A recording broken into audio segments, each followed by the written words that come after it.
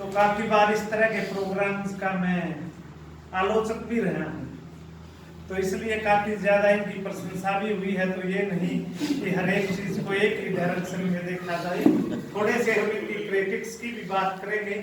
और अच्छाइयाँ तो श्री नरेंद्र कुमार जी ने काफी बताई दी है, तो वो सारी हाँ।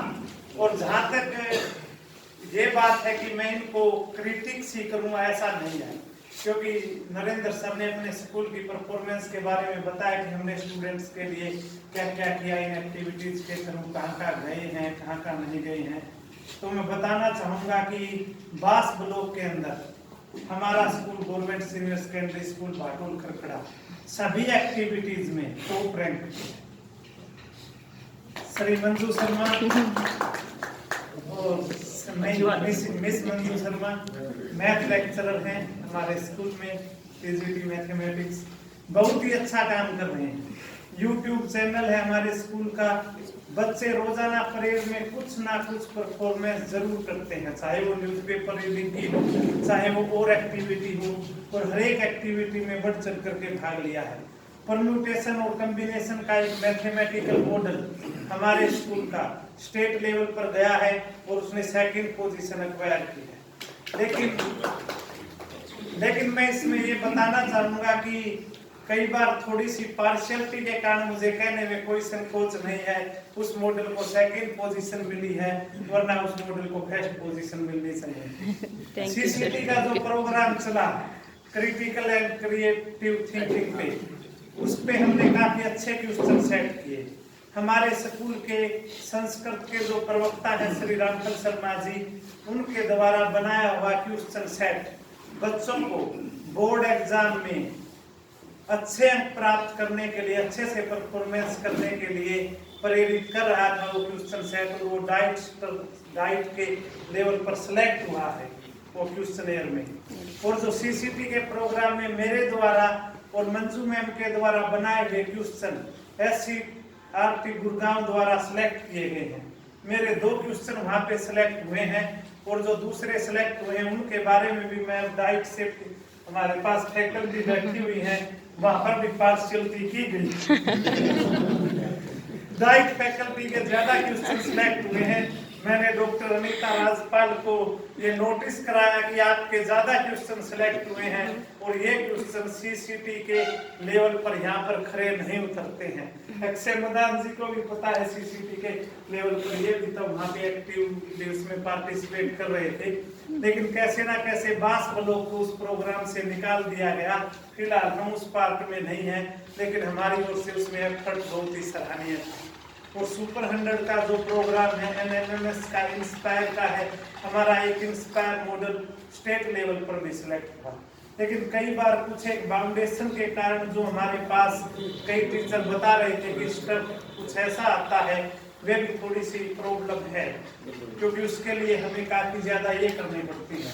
और दूसरा जो है, मैं ये कह रहा था कि सारे टीजीटी यहाँ पे बैठे हुए हैं, लगभग जो ज्यादातर समस्या है वो टीजीटी या जेबीटी लेवल पर ही होती है। टीजीटी वास्तव में बहुत अच्छा प्रदर्शन कर रहे हैं, जैसा कि करें हम ऐसे जो स्टेप हमारे पास आता है, उसके बावजूद भी हम स्टूडेंट्स को स्टेट लेवल तक उठा करके लेके जाते हैं। डिस्ट्रिक्ट लेवल पर तो हर एक प्रोग्राम में कोई ना कोई रैंक आती है। तो नो डाउट हम सब यहाँ पर बैठे हुए हैं, मैं सबकी ही प्रेज करना चाहूंगा कि हम बहुत ही अच्छा और सराहनीय प्रदर्शन कर रहे हैं। और अब हम थोड़ा सा बात करते हैं जो कल 3 कोर्सेज हुए थे उन पर। जो पहला स्कूल बेस्ड असेसमेंट था, उसमें अच्छे से बताया था। हमारे लिए कोई बहुत, मैं रजत बामल सर को भी कह रहा था कि नई चीज नहीं है। इवेल्युएशन की काफी सारी टेक्निक्स हमें ऑलरेडी पढ़ाई जाती है, जो में आपने पढ़ा भी है, लेकिन उन्हीं चीजों को दोबारा से रिव्यू कर रहे हैं। पहले जो एक सिस्टम चल रहा था कंटिन्यूअस एंड कॉम्प्रिहेंसिव इवैल्यूएशन का, वो सिस्टम अब भी चल रहा है। एनईपी में एक नया सिस्टम लाने की कोशिश की जा रही है, जिसको स्कूल बेस्ड असेसमेंट का नाम दिया गया, जिसमें रूब्रिक्स के थ्रू होगा, जिसमें असाइनमेंट्स के थ्रू होगा, यानी इवैल्यूएशन करने के और असेसमेंट करने के न्यू मेथड विकसित किए जाएंगे। और उन मेथड्स के बारे में हम जानते हैं, क्योंकि इन मेथड्स की कुछ लिमिटेशन ये है कि हम एक स्टूडेंट का जो सार्वभौमिक विकास होता है, जो उसकी एक ऑलराउंड परफॉर्मेंस होती है, उसका पता नहीं लगा पाते हैं। इसलिए इसका मेन बेसिक्स यही है कि सिर्फ एक रिटन एग्जामिनेशन को छोड़ करके बच्चे के अंदर क्या क्या एबिलिटी है हर एक फील्ड में, उनका पता लगाया जा सके कि ओवरऑल परफॉर्मेंस क्या है। उसके आधार पर वो एक प्रॉपर फील्ड में और किसी अपने चॉइस के फील्ड में बहुत ही अच्छा प्रदर्शन कर सके। और जो टुमाई बेस्ड पेडागोजी है, वो पढ़ाने का मेथड साइंस के काफी लंबे टाइम से यूज होता रहा है। हम मॉडल्स प्रिपेयर करते हैं, हम छोटी छोटी एक्टिविटी करके दिखाते हैं, और भी हम चार्ट्स के द्वारा प्रेजेंट करते हैं। और सर केमिस्ट्री से हैं तो इन्होंने काफी सारे एग्जांपल साइंस के फील्ड से रिलेटेड दिए। आर्ट में भी इस तरह की क्रिएटिविटी की जा सकती है, क्योंकि आर्ट में हमारा आज भी वही पुराना मेथड चला हुआ है कि हम किताब लेकर के आते हैं, एक स्टूडेंट खड़ा होता है, वो किताब में से देख करके पढ़ता है और 5 क्वेश्चन याद करने को दे दिए जाते हैं, लिखने को दे दिए जाते हैं, अगले दिन उनमें से सुन लिया जाता है। 40 मिनट के लेक्चर में से 30 मिनट इसी में निकल जाती हैं और 10 मिनट 5 मिनट लेट आने में, 5 मिनट पहले छोड़ने में, बच्चे पानी पीने चले गए, इसमें निकल जाती है। इसलिए मेरा मानना है कि जो टॉय बेस्ड पेडागोजी है, न्यू मेथड्स हैं, ये आर्ट वाले सब्जेक्ट में यदि हम यूपीएससी की जो तैयारी करते हैं स्टूडेंट्स, या जो इस फील्ड के लिए एक्सपर्ट पढ़ाने वाले हैं, वो उनके यदि हम लेक्चर देखें तो वे बहुत ही क्रिएटिव तरीके से पढ़ाते हैं। लेकिन हमारे जो स्कूल स्तर पे आज जो आर्ट्स के सब्जेक्ट है, उनको पढ़ाने का मेथड वही पुराना है। उस मेथड को चेंज करने की बहुत ही जरूरत है।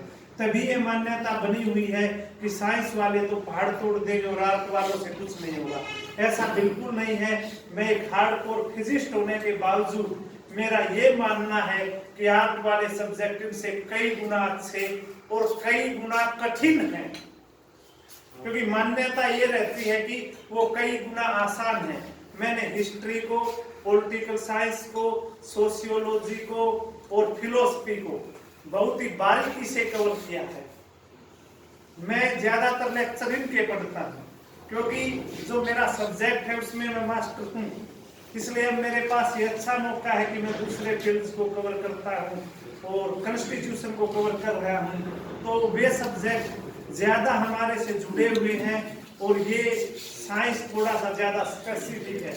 इसलिए थोड़ा उन सब्जेक्ट्स के टीचर से भी मेरी गुजारिश है कि वो उनको एक बहुत ही इंटरेस्ट के साथ ले और उनमें भी कुछ ना कुछ क्रिएटिविटी के साथ पढ़ाएं।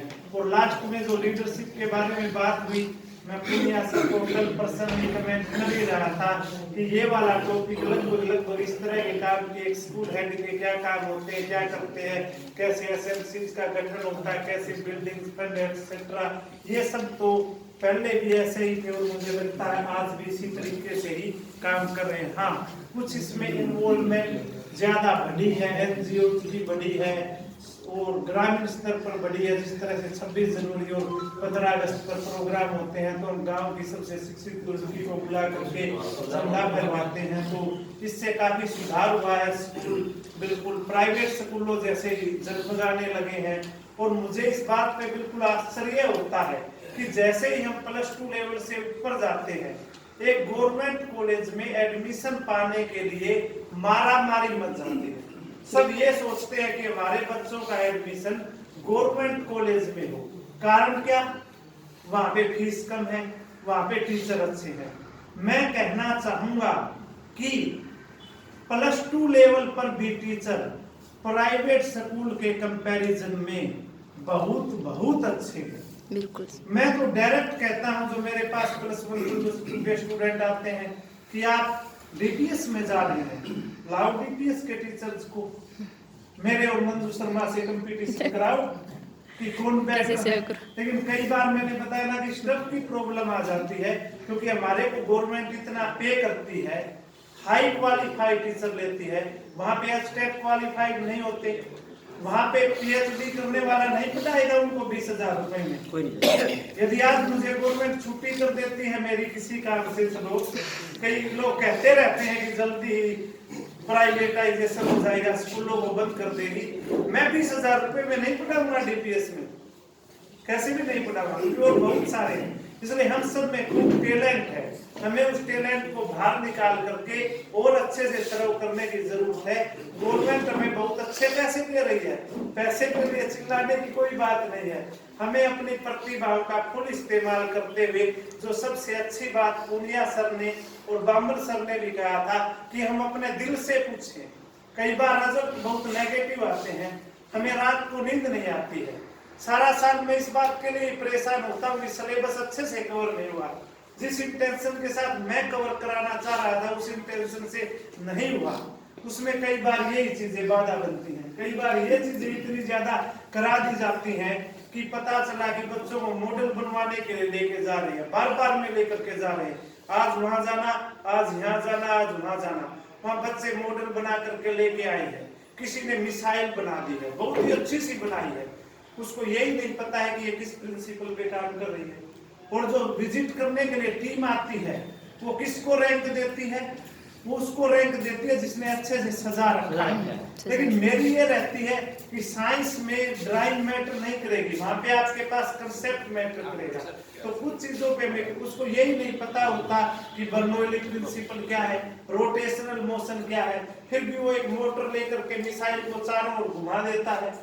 उससे कोई ये क्वेश्चन पूछते कि ये तो खुद कोई मार देगी, तुमने ऐसी रोटेशन दिखा दी, तो उसका जवाब नहीं होता है। इसलिए कुछ ऐसे हमें बेसिक्स पे भी काम करने की बहुत ज्यादा जरूरत है।